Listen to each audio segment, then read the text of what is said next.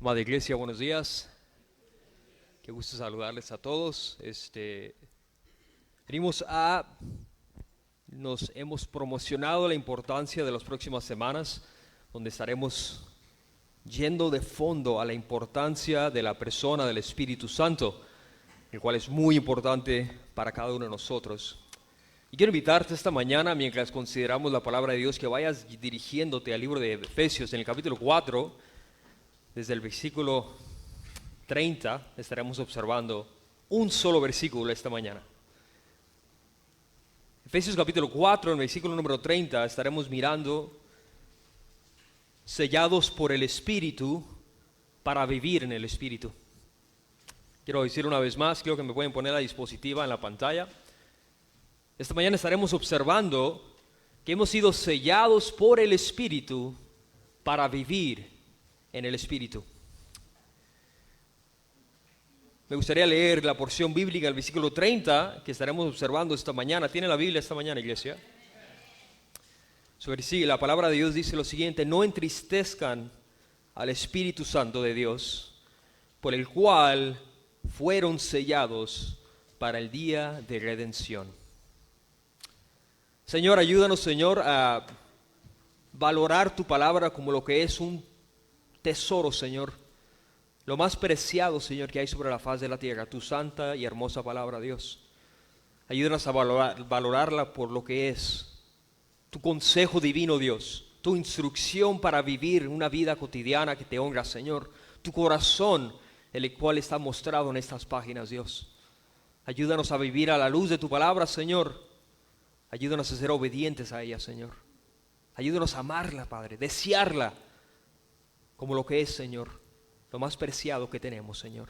Gracias, Señor, por reunir a tu iglesia esta mañana, Señor, sin temor, Señor, sin angustia, sabiendo que tú estás con nosotros, Dios. Que tú nos has llamado a venir a expresarte lo que te necesitamos para poder amarnos y hacer iglesia, Señor, y mostrar al mundo que si nos amáramos fuera una señal de que somos tus discípulos, Dios. Ayúdanos, Señor, a entender tu palabra, retira de distracción que haya, cualquier cosa, Señor, y ayúdanos a valorar y enfocarnos en tu palabra mientras hablamos acerca de ella. Pues es en el nombre poderoso de Jesús que pedimos las cosas. Tu iglesia, Padre, dice: había un campesino muy en el mundo antiguo, en el siglo XIX, donde tenía muchos bueyes para poder cultivar la tierra. Entre ellos, sus bueyes eran pocos, y para ello se acostumbraba a sellar a los bueyes. Era una marca que se utilizaba para distinguir que ese buey tenía un propietario. Por si algún día se perdiera el animal, pudieran reconocer que ese animal pertenecía a ese viejo campesino. En una ocasión, los animales se espantaron en una tormenta, fuerte tormenta. Los animales se expandieron, se fueron y se perdieron la mayoría de ellos. En un día, el viejo campesino se dio cuenta que se quedó sin animales. Pasaron los años y extrañaba a sus animales. Y en una tarde, muchos años después, miró un animal muy viejo, el cual no reconocía. Y al acercarse a él, no pudo dejar de ver el sello que le había puesto. Y ese animal que se había perdido por muchos años lo recuperó porque tenía una marca que decía que pertenecía a este campesino. Y lo puso a la prueba, le puso los instrumentos que utilizaba para cultivar la tierra, y el animal como que nunca había perdido la práctica. Años después sabía exactamente lo que fue llamado a hacer. Dios, similarmente que a este animal, nos ha sellado con su Espíritu y nos ha puesto una marca, el cual representa que tenemos un propietario, y ese es Dios, y que fuimos llamados para hacer algo específico, y esa cosa por la cual fuimos llamados nunca podemos olvidar de hacerlo. Es por eso que quiero mostrarte, iglesia, que fuimos sellados por el Espíritu, pero para vivir en el Espíritu. Esta mañana estaremos considerando la idea principal de esta enseñanza. Y si hay algo quiero que recuerdes esto: El sello del Espíritu Santo es una evidencia de que pertenecemos a Jesús, que estamos seguros en Él y que tenemos una herencia eterna garantizada. ¿En quién? En Él.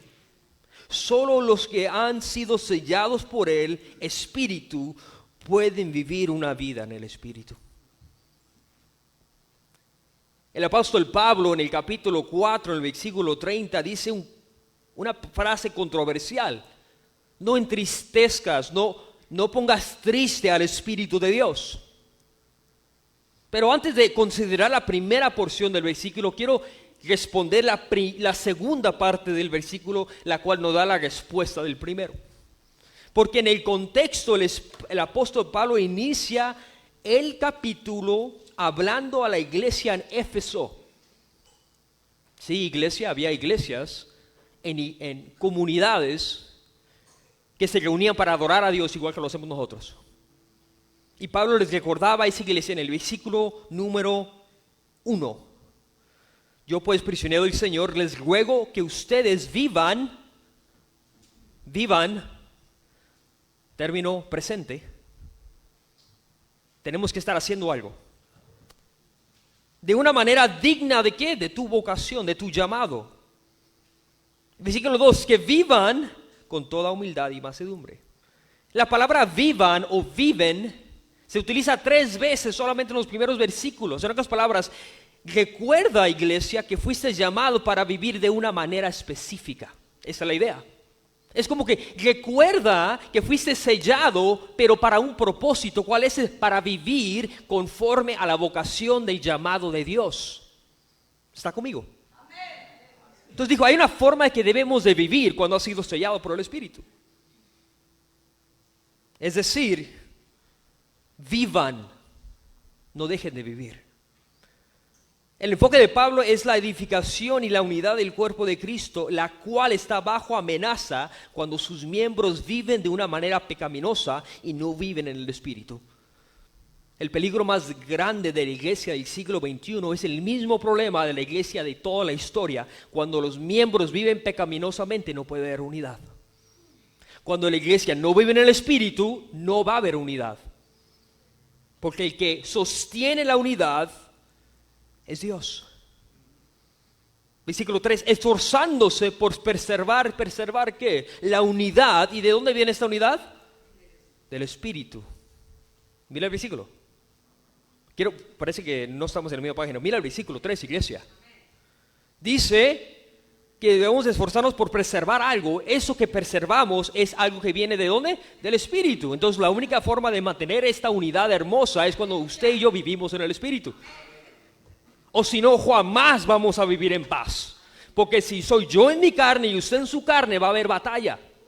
Y vamos a vivir como la iglesia en Corinto, desgreñándonos y peor que los del mundo. Amén. Vivamos en el Espíritu. ¿Para qué? Para preservar la unidad del Espíritu por la cual fuimos sellados. Pablo dice, hay comportamientos que han mostrado ustedes como iglesia. Él continúa en los versículos continuantes, en los versículos después. Él dice, iglesia, fueron llamados para la edificación del cuerpo de Cristo. Versículo 14, entonces ya no sean niños sacudidos con olas y vientos. Más bien, versículo 15, al hablar la verdad en amor, crezcamos en todos los aspectos como juntos, porque somos un cuerpo. Y luego el versículo 17 dice, digo pues, ya, y afirmo juntamente con el Señor que ustedes no andan así como andaban también los gentiles. Perdón, afirmo que ustedes ya no andan, ya no viven como antes vivían, porque ahora pertenecen al Señor y han sido sellados por Él. Y Él dice después, yo he visto que ustedes no viven de esta manera, sino que están viviendo en la carne.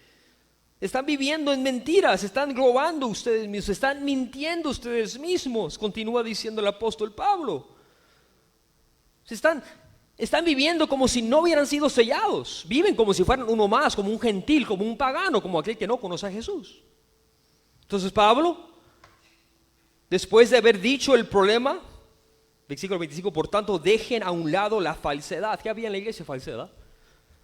Hablen la verdad cada uno cada cual con su prójimo, porque somos miembros los unos de los otros. Enójense, pero no pequen. No se ponga el sobre su enojo, ni den oportunidad al diablo. El que roba, no robe más, sino más bien que trabaje haciendo con sus manos lo que es bueno, a fin de que tenga que compartir con el que tiene necesidad. No salga de su boca de ustedes ninguna palabra mala. Miran el comportamiento de la iglesia. ¿Qué está pasando? Vivían como paganos, como gentiles, como si nunca hubieran sido sellados por el Espíritu. Y Pablo dice, no, hay un gran problema, y el problema es este, que están viviendo no de acuerdo al sello que Dios ha puesto. Por eso que Pablo ahora dice en el versículo 30, el enfoque de esta mañana, Pablo señala la razón por la que por la que debemos y podemos dejar de vivir de esta manera. Pablo dice, no tienen que vivir de esta manera. Iglesia, dejen de vivir así.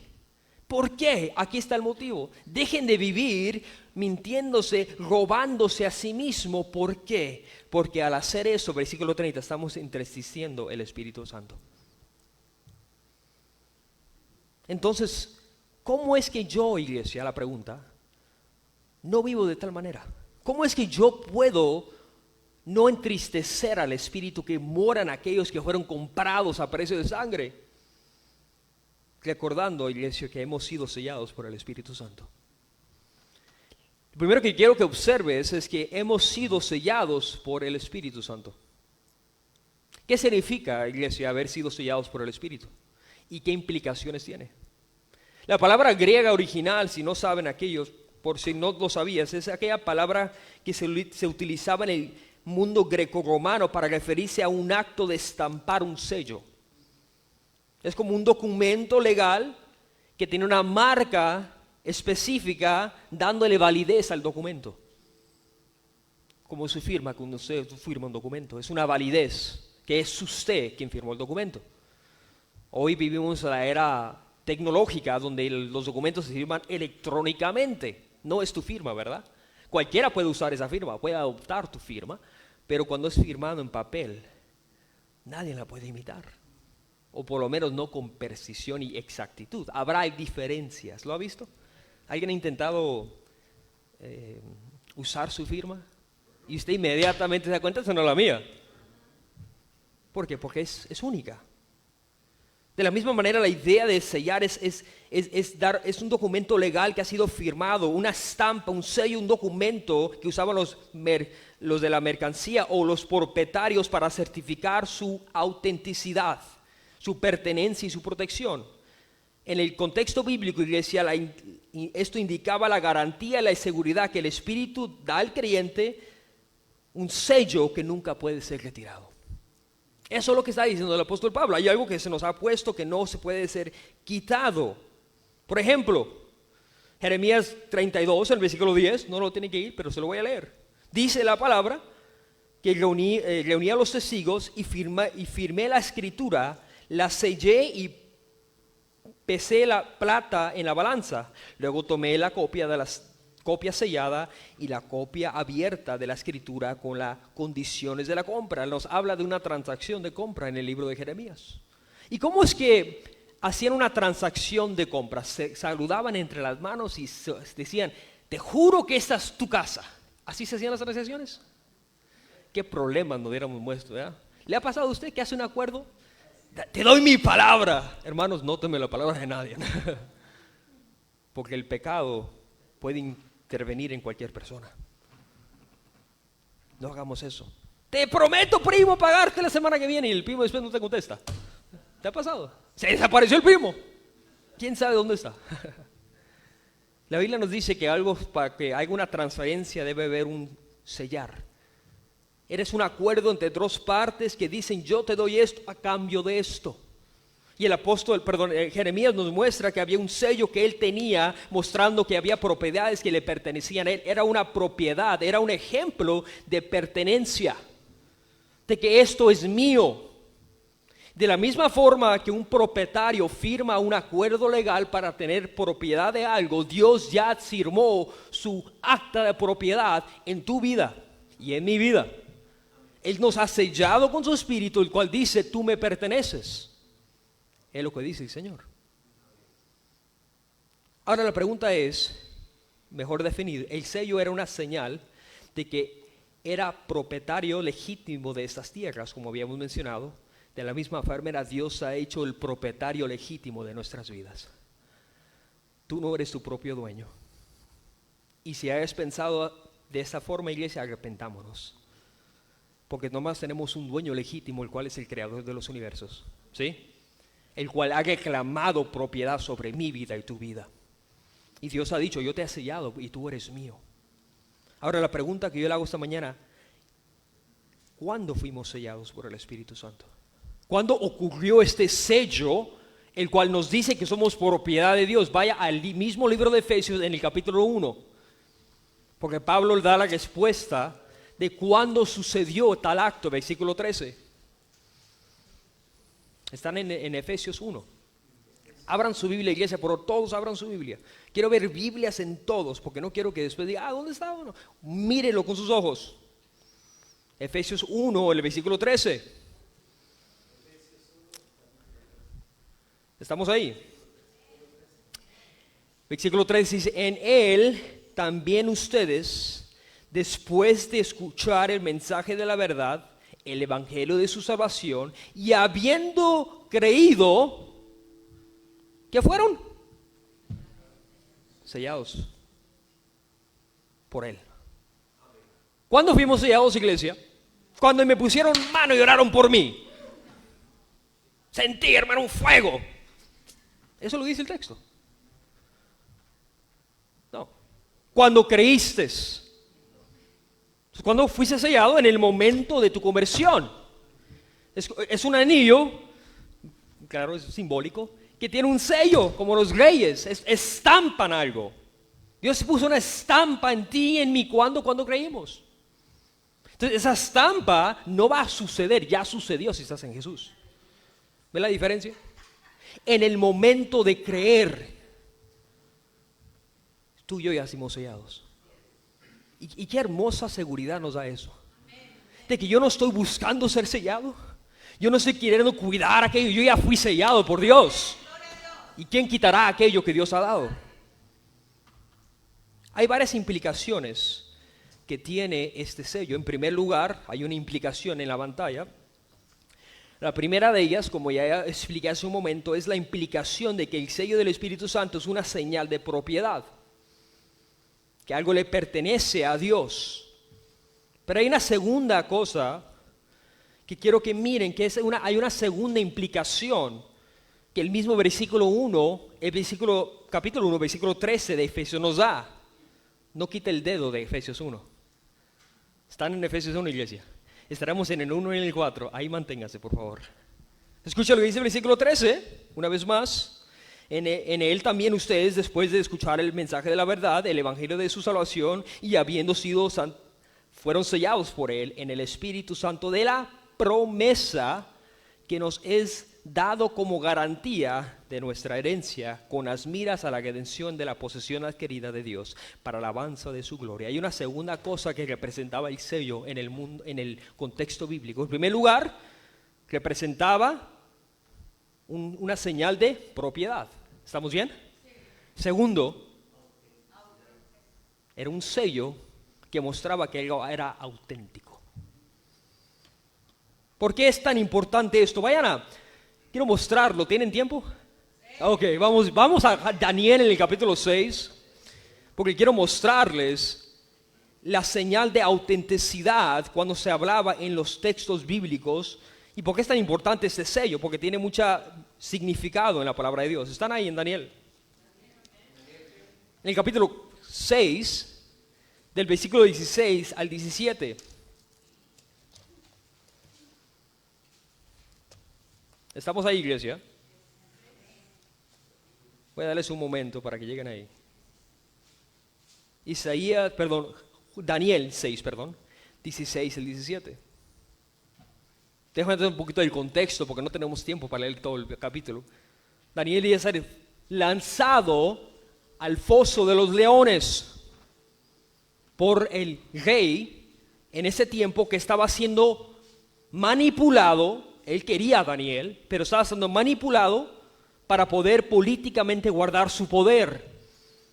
Versículo 16, nos dice, el rey dio entonces la orden a Daniel y fue arrojado al foso de los leones. Y ahí el rey animaba a Daniel. Escuche, él lo lanzó y mismo lo estaba animando y tirando al mismo tiempo. Que tu Dios, le dice el rey, a quien sirves continuamente, se digne de salvarte. Versículo 17, escuchen. Trajeron entonces una piedra y con ella taparon la boca del foso, escucha iglesia, y el rey lo selló con su propio anillo y con él de sus nobles, para que la sentencia contra Daniel no pudiera ser ¿qué? Cambiada. ¿Por qué lo selló con su anillo propio? ¿Por qué? Para que nadie la pudiera cambiar. En otras palabras, para mostrar que era auténtico, para mostrar que ese anillo nomás le pertenecía a un rey y nadie más tenía ese sello. Nadie puede abrir ese foso a menos que el rey que lo selló lo abra. ¿Miran la idea? Era algo auténtico, no lo podías imitar. Porque el rey había sellado ese foso, nadie lo podría abrir. Y quiero decirte que cuando tú y yo hemos sido sellados por el Espíritu Santo, hay algo auténtico que sucede. Y que es aquello que no puede imitar el mundo. Y que es eso, el fruto que moran aquellos que le pertenecen, eso no puede ser imitado. La paz que viene del Espíritu, eso no lo puede imitar el mundo. Muchos dicen, hermano, es que problemas tenemos todos, sí, pero cómo lidias con tu problema es una señal auténtica de tu conversión. Si tienes la paz en el problema, es una señal de autenticidad. El sello era una señal de que no podía, algo era genuino y no podía ser falsificado. ¿Alguno de ustedes ha ido a Taco Bell? ¿No? Taco Bell. Taco Bell es un restaurante de comida. No creo que está en Guatemala, pero podemos abrir una cadena en Guatemala. Puede ser que demos un negocio, hermano, ahí. Taco Bell. Yo trabajé ahí cuando yo tenía 16 años. Fue mi primer trabajo. 15 y medio tenía, con un permiso me dejaron trabajar. Les cuento la historia después, por qué empecé a los 15 años. Y hasta el día de hoy no he dejado de trabajar. 33 años tengo ya. 18 años, yo creo que ya me puedo retirar, ¿no? Y los que me faltan. Taco Bell lanzó hace más de 80 años una compañía, una cadena de comida. Trabajé muchos años ahí, la conozco muy bien. Y Taco Bell tiene en su señal comida mexicana. Escúcheme, sígame. Comida Mexican Restaurant, dice. Ahí está su sign, Taco Bell Mexican Restaurant. ¿Cuántos de ustedes han comido Taco Bell? Sí. Les hago una pregunta, ¿es comida mexicana? Pero ellos tienen un sello, una señal que dice comida mexicana. Ahora, ¿cómo sabemos que no es mexicana?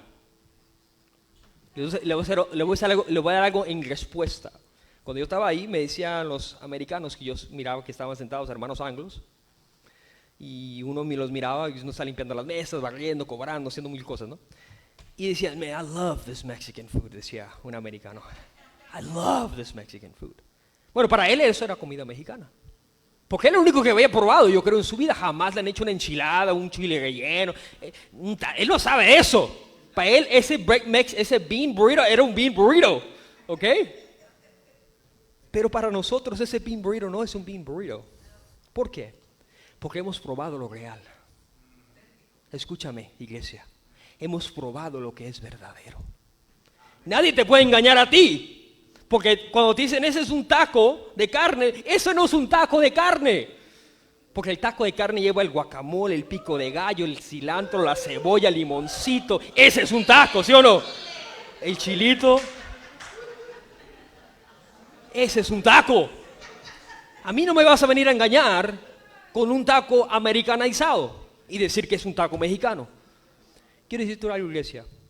Cuando el Espíritu mora en ti, no podrá ser imitado por nadie. Es auténtico. Tú sabrás que es el Espíritu de Dios porque nada puede reemplazarlo o imitarlo. Tú has sido sellado por el Espíritu de Dios. Romanos en el capítulo 8, versículo 23 dice algo enorme, poderoso, y quiero que lo recuerdes. Nosotros también, quien nosotros, su iglesia, gemimos dentro de nosotros mismos, esperando la adopción y la redención de nuestro cuerpo. Y me pasé otro versículo. Romanos 8 les dije, ¿verdad? Sí, vayan para allá. Quiero que lo miren. Romanos 8, 23.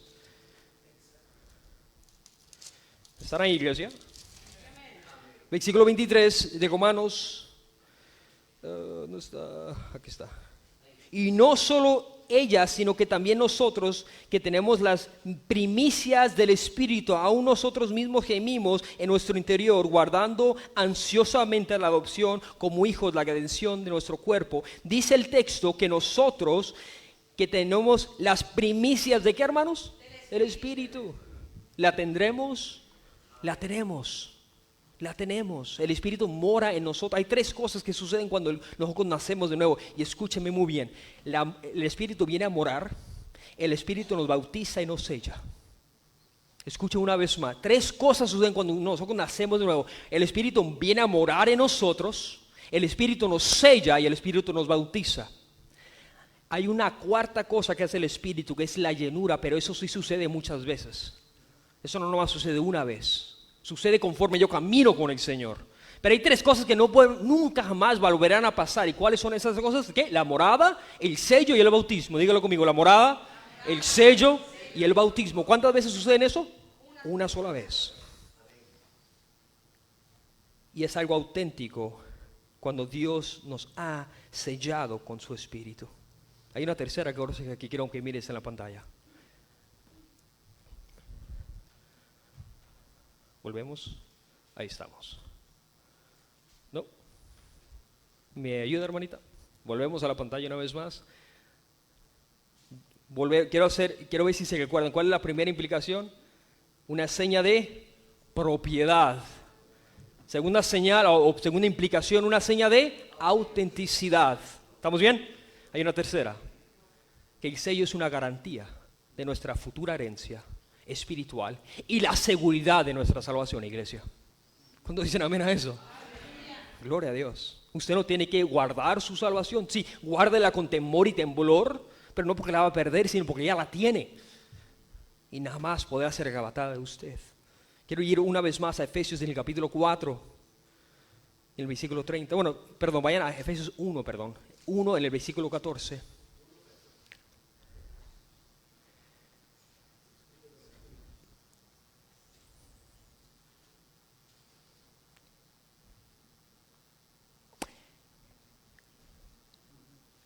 Que nos es dado, ¿qué nos es dado? El Espíritu de Dios.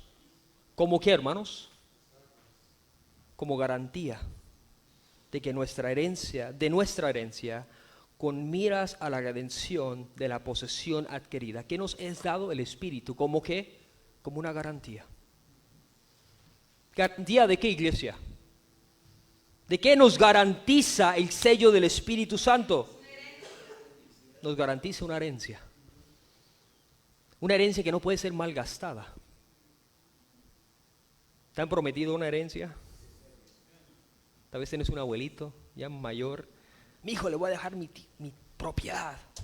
Y el viejito se malgastó la herencia y lo dejó con nada. ¿Le ha pasado eso? ¿Has escuchado esos casos? Le prometieron la casa. Y el abuelito se endeudó hasta con la casa. Y no le dejaron nada. Pero hay uno que sí sabe manejar sus herencias, que es Dios. Y que esa herencia jamás la vas a perder, porque está segura en Él. Él nos promete en el texto la garantía. ¿Tú sabes lo que es una garantía? Es una certeza de que va a suceder. Una garantía es aquello que no puede cambiar, independientemente de las circunstancias. Nuestra herencia está segura. ¿En quién? En Dios. Es una garantía. Con miras, eso me fascina. Porque dice, es una herencia, pero no la tienes todavía. ¿Con miras a qué? Escúchame, por favor, iglesia, escúchame. Tú ya tienes el Espíritu Santo. Tú ya tienes el depósito de una herencia. La palabra aquí que usted está utilizando es una palabra utilizada en el original, que es la palabra enganche. Es un depósito que te garantiza de que lo demás viene después. Amén. Wow. Es una garantía. ¿Tú has comprado algo alguna vez? Compraste un coche, te lo soltaron sin nada. Vivimos en Estados Unidos, ya te dan todo el cargo sin nada. Es un problema. Antiguamente no. Tú tenías que dar un enganche. Me gustaba mucho un programa que se llamaba Layaway. ¿Alguna vez lo escucharon? Cuando estaba chiquito mi mamá no sabía del Layaway del Walmart. De ahí no salía la mujer. Pobrecita, mujer soltera. Y cuando iba al Layaway, ella tenía que dar un enganche para adquirir una posesión. Y ella compraba 5, 6, 10 artículos y le daban nomás 2 de los 10. ¿Cuál era el punto? Cuando ella terminaba de pagar su deuda, lo que ella debía, se le iba a dar lo demás. ¿Escucha? El Espíritu Santo te ha dejado un enganche que mora en ti y en mí. Es un depósito llamado su Espíritu, que nos promete que vendrá la gloria venida un día y que estaremos juntamente con Él. Es una garantía, iglesia. Es una seguridad. ¿Cómo debemos de vivir a la luz de eso? En las miras, a la espera de que su Espíritu vendrá una vez más para reinar, para gobernar sobre las naciones. ¿Cómo debemos de vivir a la espera de su venida? A la espera de su redención. El problema es que no vivimos así. El problema es que el sistema en el cual vivimos nos mantiene enfocado en las cosas temporales en vez de las cosas espirituales. Mira el problema.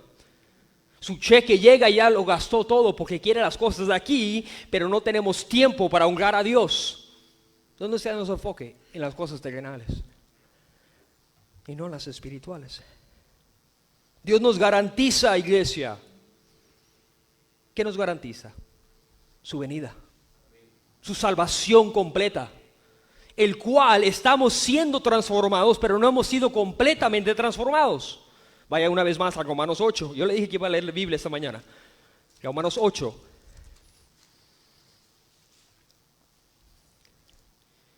En el versículo,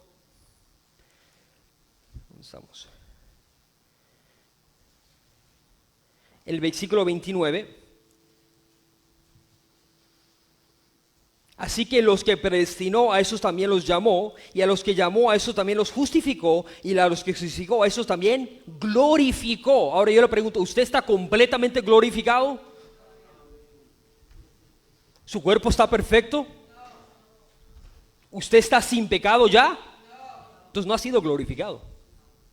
Lo que Dios empezó en usted no lo ha terminado, pero eso no significa que no lo va a terminar, sino que te dio su Espíritu como una garantía de que Él va a glorificarte. Pero mientras lo hace, nos está santificando de gloria en gloria a su imagen y semejanza. Iglesia, tú y yo ya sí hemos sido sellados, pero tenemos una garantía perfecta, divina, de que nuestra salvación será consumada perfectamente. Mientras tanto, vivamos en santidad. Mientras tanto, vivamos a la espera de su venida. Quiero mostrarte lo que dice 2 de Corintios en el capítulo número 3. En el versículo 18, por favor.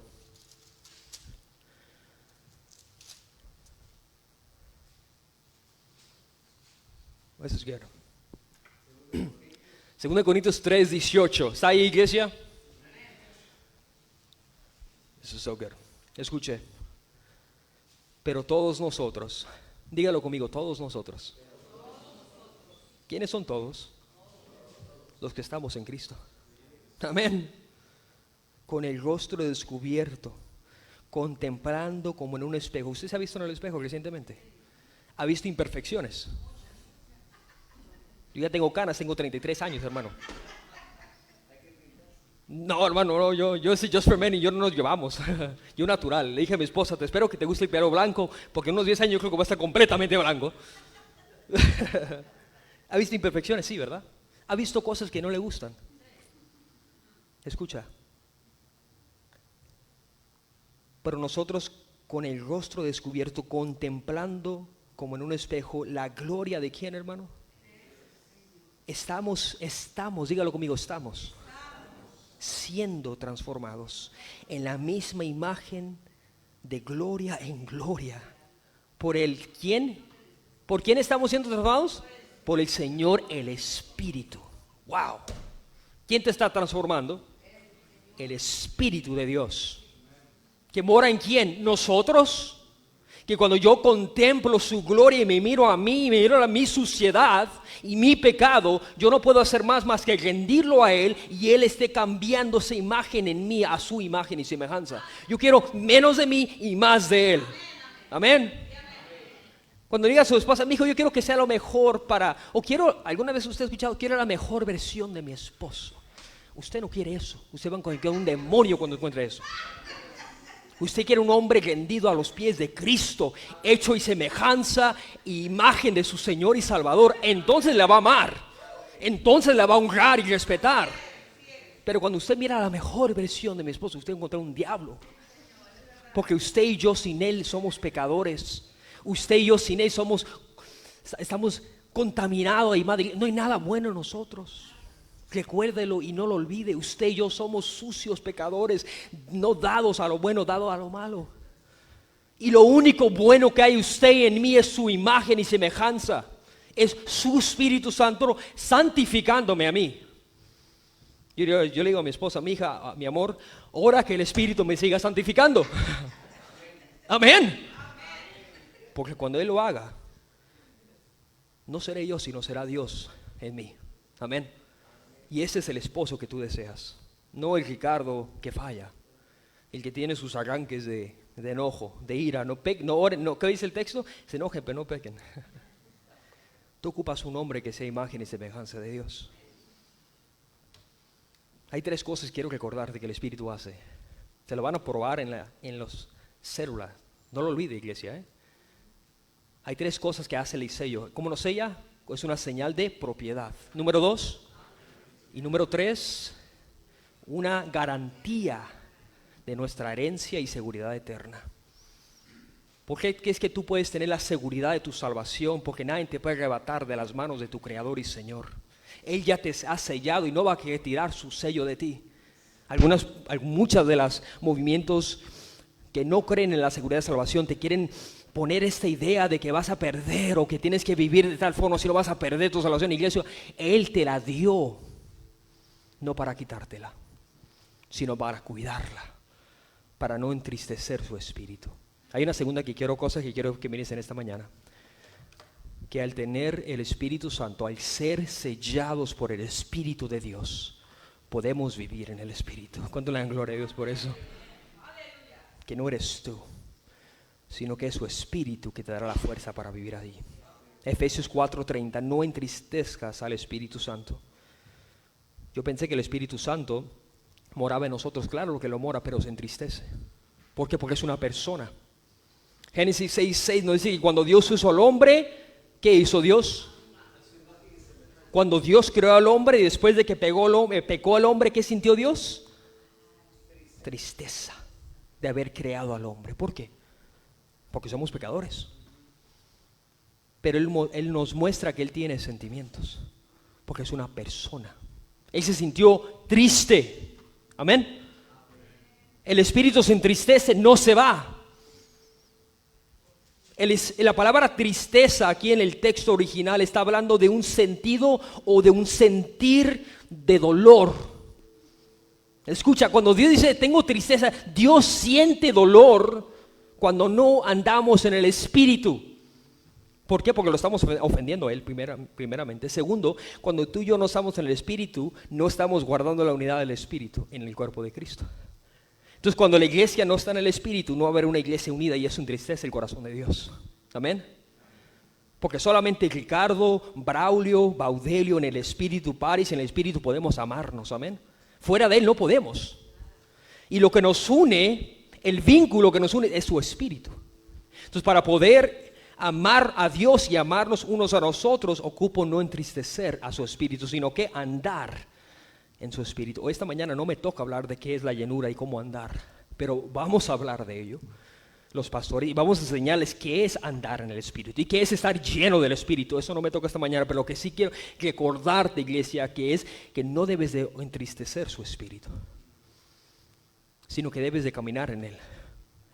Gálatas 5, versículo 22, usted lo sabe de memoria. Anden en Él para no cumplir los deseos de la... ¿Sí? Miren el problema. Que cuando yo no ando en el Espíritu, yo ando en la carne. Así de fácil. ¿Qué dice el apóstol Pablo? ¿Cómo es que entristecemos el Espíritu? Hay varias maneras. Con tus palabras corruptas. Versículo 29. Versículo 29 dice: no salga de tu boca de ustedes ninguna palabra mala. Con tu boca entristecemos al Espíritu de Dios. Amén. ¿Cómo más? Con amargura y enojo. Versículo 31. Sea quitada de ustedes toda ¿qué? Amargura, enojo, ira, gritos, insultos. Cuando usted mira, parece que estoy describiendo a la esposa de alguno de ustedes, ¿no? Cuando usted escuche eso, es que ese hombre anda en la carne, no en el Espíritu. Ore para que él ande en el Señor. Amén, iglesia. Andemos en el Señor. ¿Cómo más ofendemos al Señor? Con la falta de perdón. Es que aquel hermano ya me vio feo, ya no le voy a hablar, hermano. ¿Y cuántas veces tú le has fallado a tu Salvador y Redentor? Reconciliémonos, porque el Evangelio es un mensaje de reconciliación. ¿Cómo más lo ofendemos? Con nuestro pecado oculto e hipocresía. Al evaluar estas cosas, ¿tú has entristecido su espíritu? ¿Tú has hablado mentira? ¿Tú has tenido enojo, amargura? ¿Tú has hablado palabras profanas? ¿Tú has tenido falta de perdón? ¿Has ocultado algo?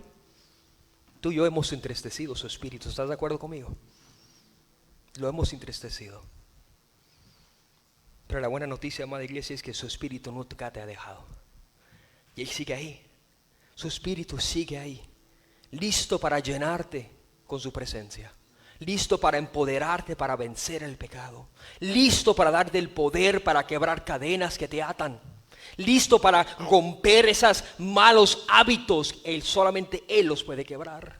Él está disponible para aquellos que estamos en Él, para empoderarte, para darte la victoria sobre el pecado. La encuentras en el Espíritu de Dios, no en tu propia fuerza, no en tu propia capacidad, solamente en el poder del Espíritu. Lo hemos ofendido, iglesia. Yo creo que todos necesitamos hacer una evaluación de cómo hemos ofendido a nuestro Dios. Y si lo hemos hecho, es tiempo de reconciliarnos con nuestro Dios. Es tiempo de pedir perdón. Es tiempo de decirle: Padre, yo he vivido de esta forma, pero yo no deseo hacerlo. Espíritu de Dios, forma en mí un corazón que te honre. Te confieso mi pecado, Dios. Tengo enojo, amargura, celo, resentimiento. Te lo entrego, Dios. Y tu Espíritu crea en mí un corazón nuevo. Amén. Un corazón que pueda amar, que pueda perdonar, que pueda decir: te perdono, te amo. Decía un alcohólico, lo he repetido en algunas ocasiones: yo no puedo dejarte de tomar. Yo no puedo amar. Es que yo tengo un odio contra mi pareja, no sé, y no lo puedo amar. Es cierto, no lo podrás amar por ti mismo, pero el Espíritu que mora en ti es amor. Amén. Y si su Espíritu mora en ti, tú puedes amar. Tú escoges no amar. Amén. Tú puedes amar, porque su Espíritu mora en ti. Tú puedes tener paz, tú puedes reconciliarte, porque es su Espíritu el que mora en ti, el que te dará esa capacidad. Can you help me?